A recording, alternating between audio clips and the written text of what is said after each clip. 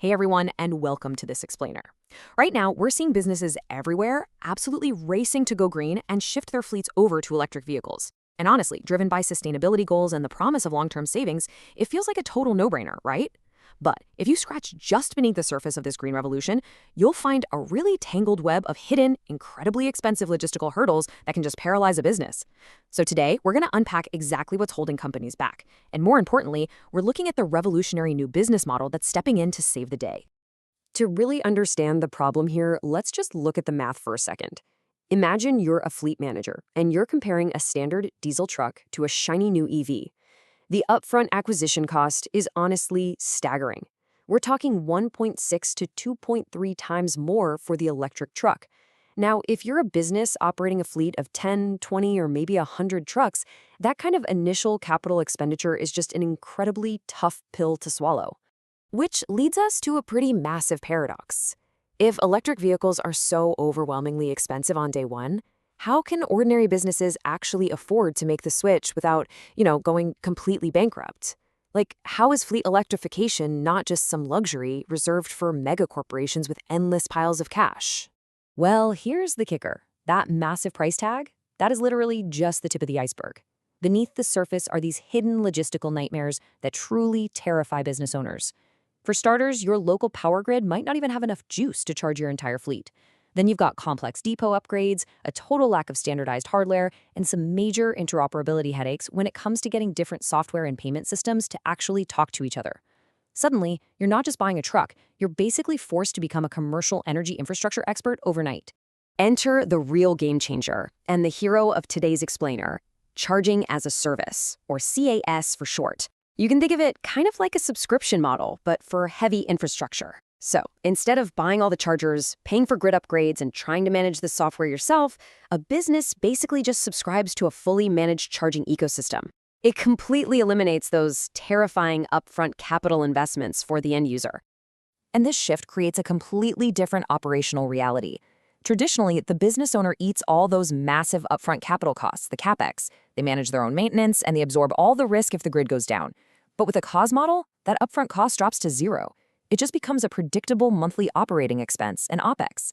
The provider handles the maintenance, the software updates, the grid risks, the whole shebang. You're shifting the entire burden of ownership entirely away from your business. The real-world impact of outsourcing this stuff is pretty incredible, actually. If you look at data from Shell's modeling, it shows that when heavy-duty fleets plug into integrated CaaS networks, it doesn't just get rid of their operational headaches. It actually reduces their total cost of ownership by up to 10% compared to just sticking with diesel, because a dedicated provider can optimize the system at a level a standalone business simply never could. CaaS makes electric trucking economically superior. But wait, the operational advantages go even deeper than that. 55%. Electric trucks are up to 55% more energy efficient than their diesel equivalents. So when you use a subscription model to strip away those crippling upfront costs of buying the trucks and the chargers outright, that 55% efficiency translates directly into way lower running costs per kilometer. It completely reframes electrification from being a cost barrier into a massive ongoing competitive advantage. With perks like that, it's totally unsurprising that the market is reacting the way it is.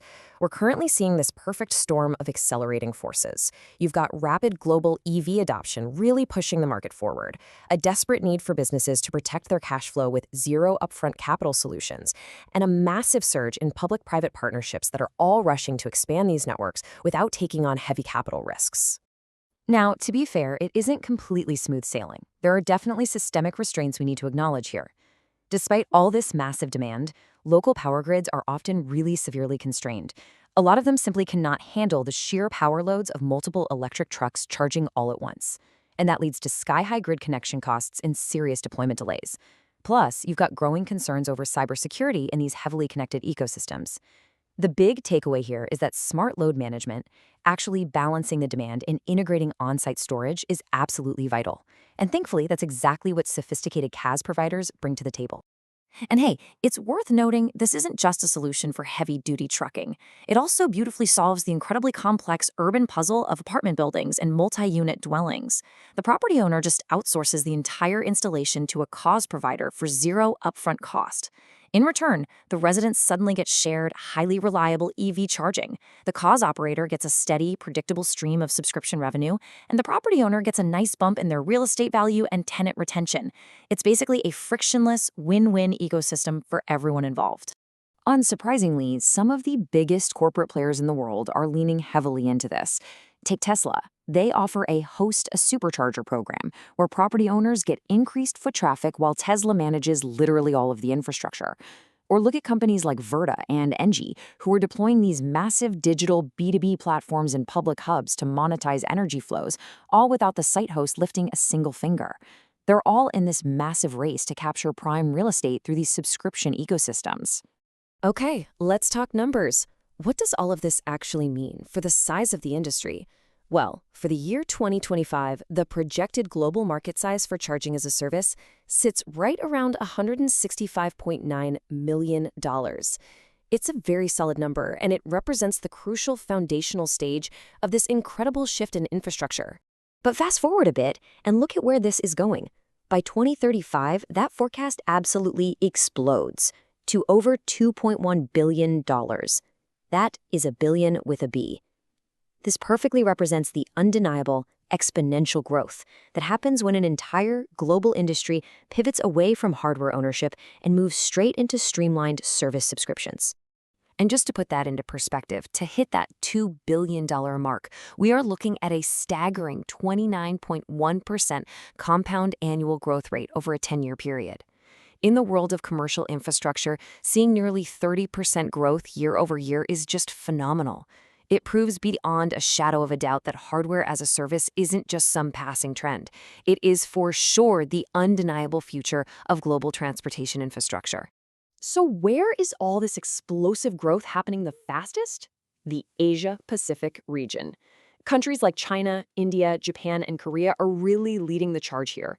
They're being driven by massive public-private partnerships, skyrocketing EV sales, and incredibly strong government backing. They're accelerating this open-access CaaS deployment at a scale and a speed that we simply haven't seen anywhere else on the planet. Which really brings us to one final, kind of provocative thought to leave you with. We've seen how charging as a service brilliantly knocks down the massive capital and operational barriers of electrification, but at the same time, it also centralizes a ton of control. So as hardware basically just becomes a service, and everyday businesses completely outsource their energy management to a handful of massive, centralized operators, who is ultimately going to control the grid of the future? It's a really fascinating shift in global power dynamics, and definitely one we'll be keeping a close eye on.